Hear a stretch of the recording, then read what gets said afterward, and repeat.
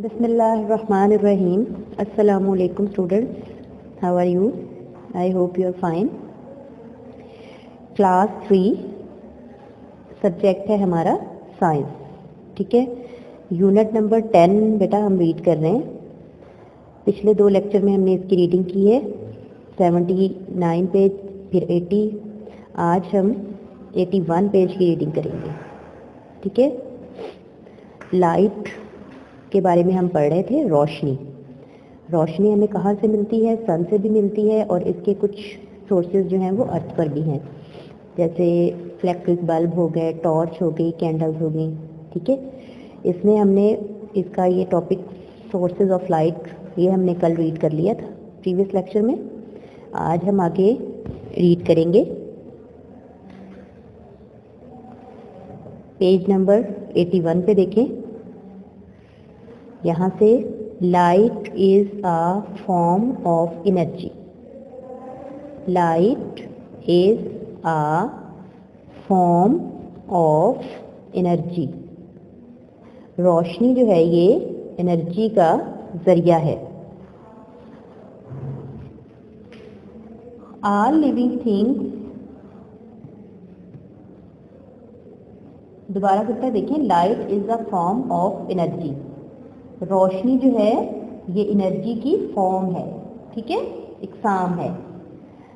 अब देखें यहाँ से reading. All living things on earth depend on the energy they get from sunlight. तमाम जानदार चीज़ें, लिविंग थिंग्स कहते हैं जानदार अशिया, जो सांस लेती हैं, खाती हैं, पीती हैं, उनको लिविंग थिंग्स कहते हैं.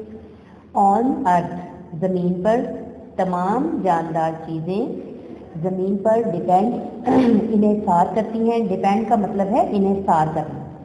इन्हिसार करती हैं ऑन द एनर्जी, एनर्जी पर, तवानाई पर.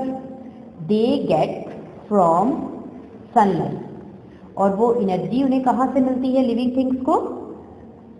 सनलाइट से, सूरज की रोशनी से. ठीक है, तमाम जानदार चीज़ें यानी कि जितनी भी ज़मीन पर जानदार चीज़ें हैं ये किस पर डिपेंड करती हैं? एनर्जी पर. एनर्जी होगी तो वो जिंदा रहेंगी. अगर एनर्जी उन्हें नहीं मिलेगी तो उससे फिर ये है कि उनको बहुत सारी मुश्किलात पेश आएंगी, वो जिंदा नहीं रह सकेंगी ज़मीन पर. और ये एनर्जी उन्हें मिलती कहाँ से है? सनलाइट से, सूरज की रोशनी से.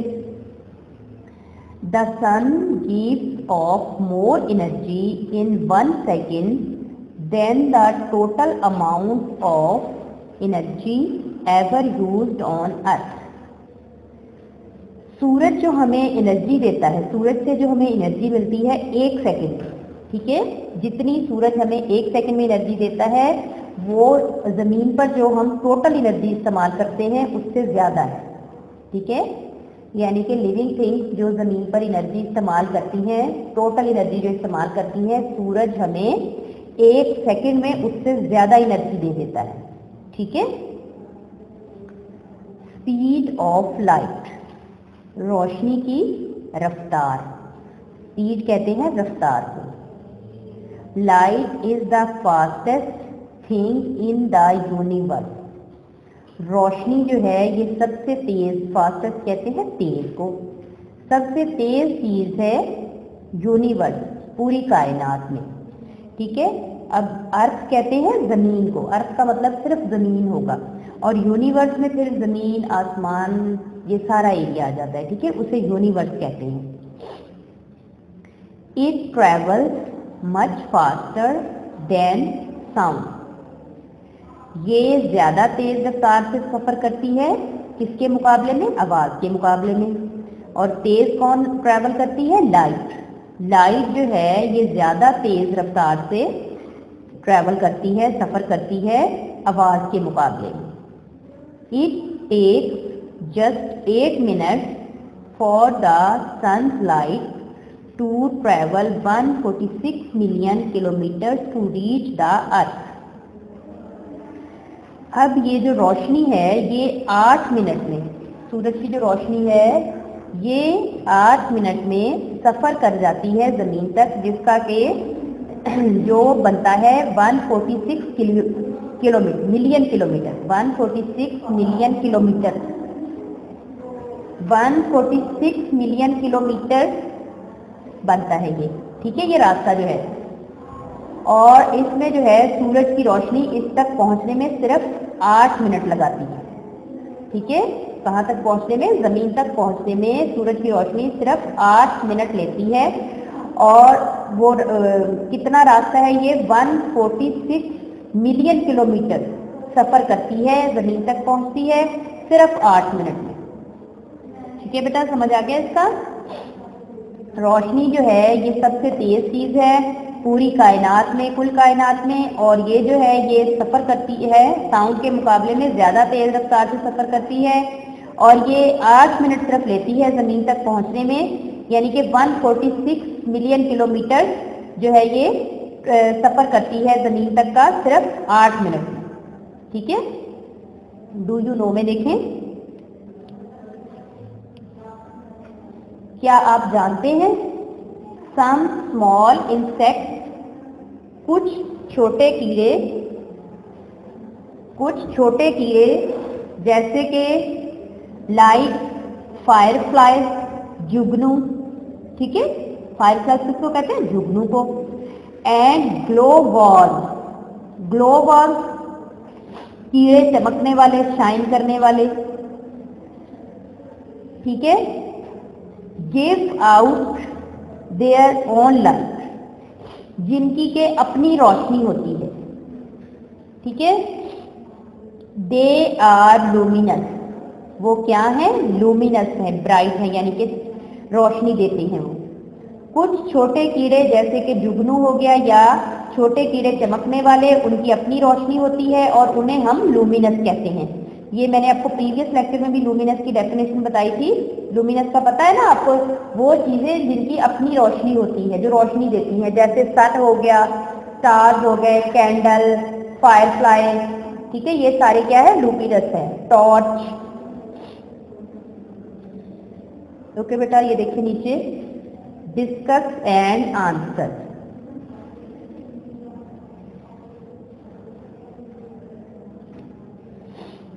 Discuss and answer. Have you ever experienced a thunderstorm? क्या आपको कभी एक्सपीरियंस हुआ है थंडरस्टॉर्म का? थंडरस्टॉर्म किसे कहते हैं बेटा? थंडरस्टॉर्म थंडर का मतलब होता है बादलों की घन गरज, बादलों का गरजना। ये आपने बारिश के मौसम में देखा होगा, आसमान में जब बादल गरजते हैं, ठीक है, स्टॉर्म, आंधी तूफान, ठीक है, बादलों का गरजना, आंधी तूफान, इसको कहते हैं thunderstorm. The thunder and lightning occur at the same time, बादलों की घन गरज और रोशनी एक ही वक्त में शुरू होती है, सेम टाइम में, ठीक है। But we first see a flash of lightning, लेकिन हम पहले रोशनी की चमक को देखते हैं।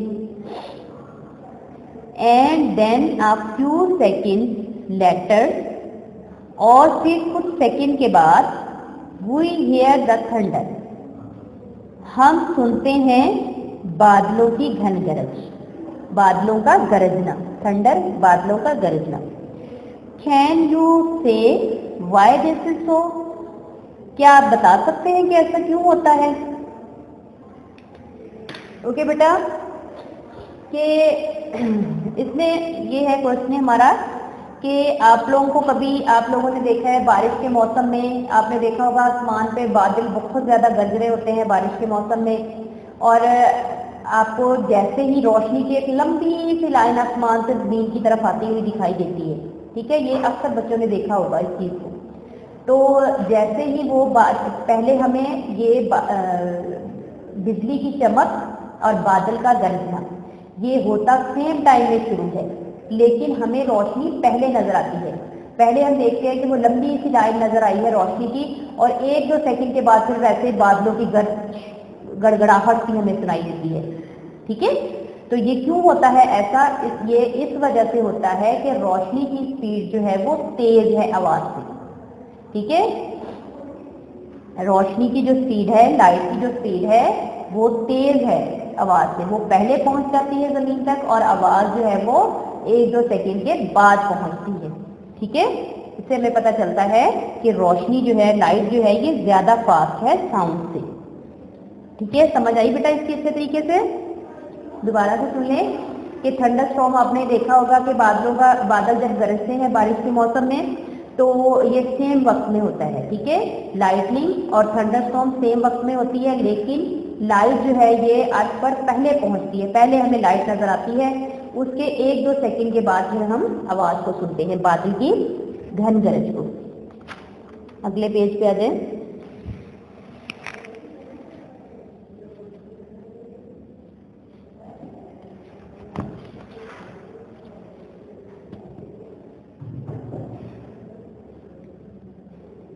अगला हमारा टॉपिक है शैडो।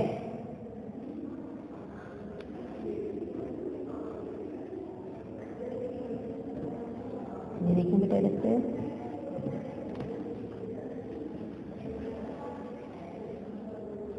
हाँ ये देखें पेज नंबर 82 पे आ जाएं, नजर आ रहा है? ये देखें शैडो, टॉपिक है हमारा शैडो, यानी कि शैडो किसको कहते हैं? साइड। जब हम चल रहे होते हैं, धूप हो और हम चल रहे हों, डार्कनेस में जो शैडो है ये क्रिएट नहीं होता, नहीं बनता। लाइट होगी तो शैडो बनेगा। ठीक है, आप लोगों ने दिन को चलते हुए देखा होगा, साया आपका कभी आगे होता है, कभी पीछे, इस तरह से, कभी राइट साइड पे। जिस साइड को रोशनी होगी, जिस साइड से रोशनी आ रही होगी, उसकी दूसरी साइड, अपोजिट साइड पे शैडो बन जाएगा। यानी कि कोई भी चीज लाइट के आगे आएगी तो लाइट के आगे वहां पे ब्लॉक हो जाएगी और आगे जो है वो शैडो क्रिएट करेगी। शैडो साए को कहते हैं because light travels in straight line, क्योंकि रोशनी जो है ये बिल्कुल सीधी लाइनों में सफर करती है। स्ट्रेट लाइन, सीधी लाइन, रोशनी जो है बिल्कुल सीधी लाइनों में सफर करती है। If it rays are block, अगर रेज जो है ये ब्लॉक हो जाती हैं, उनके आगे कोई ऑब्जेक्ट आ जाता है, कोई चीज आ जाती है, अ dark area of shadow is created, तो क्या हो जाएगा आगे? एक डार्क एरिया, स्याह एरिया जो है वो शैडो बन जाएगा, उसका क्रिएट हो जाएगा। यानी मिसाल के तौर पे बल्ब है, उसके आगे कोई चीज आ गई या कोई लैंप पड़ा है, वहां तक जाके आगे, या बुक उसके आगे आप करें, बल्ब के आगे एक बुक को करें, बुक तक रोशनी जो है वो बिल्कुल क्लियर आ रही होगी। ठीक है, जैसे ही आगे बुक आएगी वहां पे रोशनी ब्लॉक हो जाएगी, रुक जाएगी। क्यों रुक जाएगी? क्योंकि लाइट जो है ये स्ट्रेट लाइन में सफर करती है। ठीक है, ये कर्व लाइन से सफर नहीं कर सकती, ये सिर्फ सीधी लाइनों में जाएगी। ठीक है, तो वहां पे आके रोशनी रुक जाएगी और आगे फिर वो क्या करेगी? जो चीज भी होगी आगे, बुक हो या इसके अलावा कोई और ऑब्जेक्ट हो, उसका फिर वो आगे शैडो बना देगी। बिल्कुल सेम जिस तरह का ऑब्जेक्ट होगा, सेम उसी तरह का आगे शैडो बन जाएगा। अगर तो ऑब्जेक्ट जो है वो लाइट के क्लोज है तो शैडो जो है वो स्मॉल होगा, अगर वो दूर होगा उससे फॉर अवे तो शैडो जो है वो बिग होगा, बड़ा होगा। ठीक है,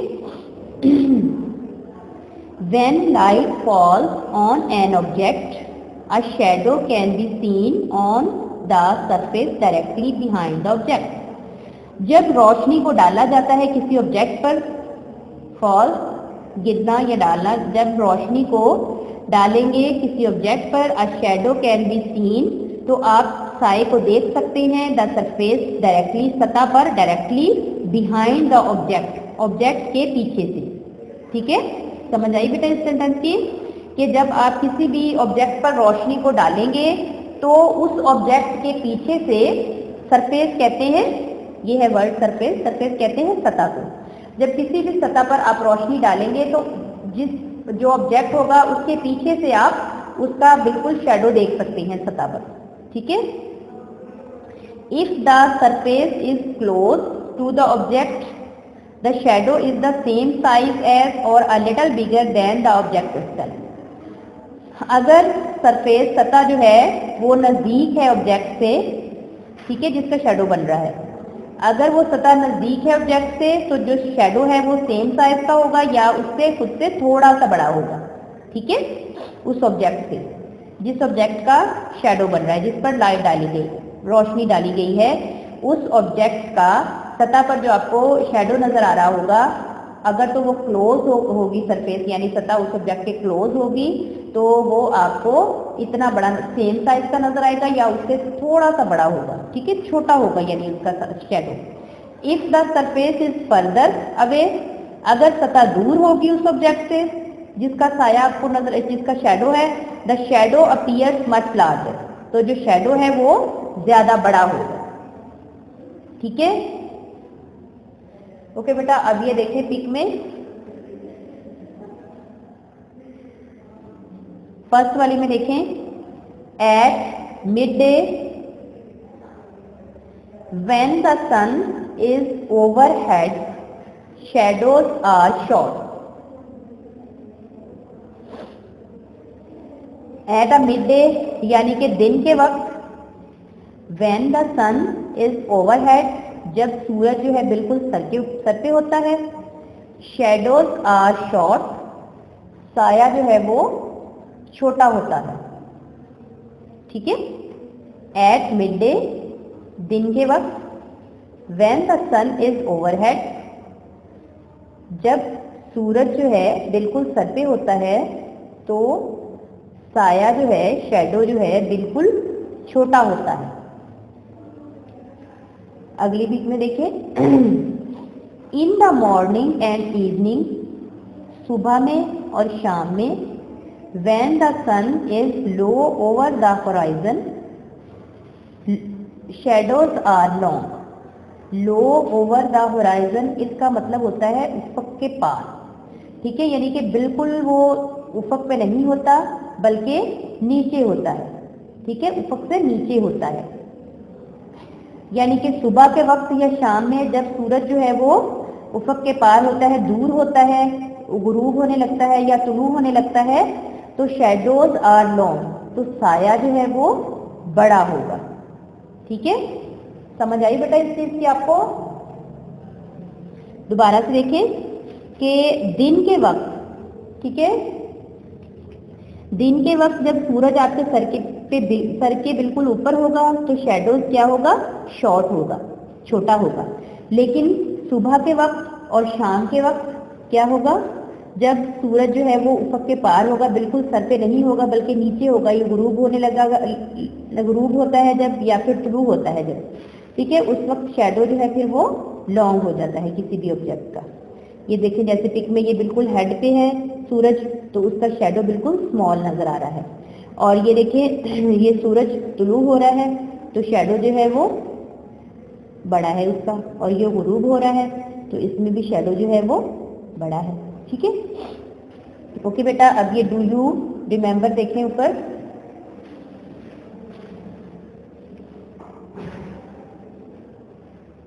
हाँ जी, ये देखिए डू यू रिमेम्बर में, डू यू रिमेम्बर क्या आपको याद है? Transparent materials like glass let light pass through them. Transparent कहते हैं शीशे को, ठीक है, ट्रांसपेरेंट मटेरियल जैसे कि शीशे की अशिया हो गई, लाइक ग्लास जैसे कि शीशा, let light pass through them इसमें से जो रोशनी है वो आसानी से पास हो जाती है, गुजर जाती है, ठीक है। किसमें से गुजर जाती है? जो शीशे की चीजें हैं, ग्लास, उसमें से, इस मटेरियल में से आसानी से रोशनी गुजर जाती है, और इस मटेरियल को हम कहते क्या है? ट्रांसपेरेंट, ठीक है। उसके बाद है ये ट्रांसलूसेंट, ये वर्ड क्या है? Translucent, translucent, translucent. फर्स्ट था ट्रांसपेरेंट, ये है translucent material. Translucent materials like tissue paper let only some light to pass through. Translucent अशिया जैसे कि टिश्यू पेपर हो गया, इसमें से थोड़ी रोशनी गुजर सकती है, ठीक है, इसमें से थोड़ी रोशनी गुजर सकती है, और इस मटेरियल को हम ट्रांसलूसेंट कहते हैं, ठीक है। आगे है ओपेक, ये वर्ड क्या है? Opaque, opaque, opaque materials like wood do not let any light pass through. Opaque material जैसे कि लकड़ी हो गई, उसमें से रोशनी जो है वो नहीं गुजर सकती। ठीक है, ओपेक मटेरियल जैसे कि लकड़ी हो गई, उसमें से रोशनी जो है वो नहीं गुजर सकती। ठीक है, इस मटेरियल को हम क्या कहेंगे? ओपेक। ठीक है, जैसे वुड है, डोर और वॉल। ठीक है, सॉलिड मटेरियल जिस तरह से, इसको हम ओपेक कहेंगे और इसमें से रोशनी जो है वो बिल्कुल नहीं गुजर सकती। ठीक है, दोबारा से देख लें, 3 टाइप्स हैं इसमें। फर्स्ट है ट्रांसपेरेंट मटेरियल लाइक ग्लास, जिसमें से रोशनी आसानी से गुजर जाती है। उसके बाद नंबर 2 है ट्रांसलूसेंट मटेरियल, जिसमें से थोड़ी रोशनी गुजरती है, जैसे कि टिश्यू पेपर हो गया। उसके बाद नंबर 3 पे है ओपेक। ठीक है, जिसमें से रोशनी जो है बिल्कुल नहीं गुजरती, जैसे कि वुड, लकड़ी होगी। ठीक है, ओके बेटा, आज की रीडिंग उम्मीद है कि आपको अच्छे से समझ आई होगी। ठीक है, अब यहाँ पे यूनिट की हमारी रीडिंग जो है वो कंप्लीट हो गई है। आगे हम अगले लेक्चर में हम इंशाल्लाह इसकी एक्सरसाइज जो है वो करेंगे। ठीक है, आपने इसको अच्छे से लर्न भी करना है। ठीक है, और समझना है, और जो चीज़ समझ नहीं आई वो फिर आपने पूछना है। ठीक है, ओके बेटा, अल्लाह हाफ़िज़।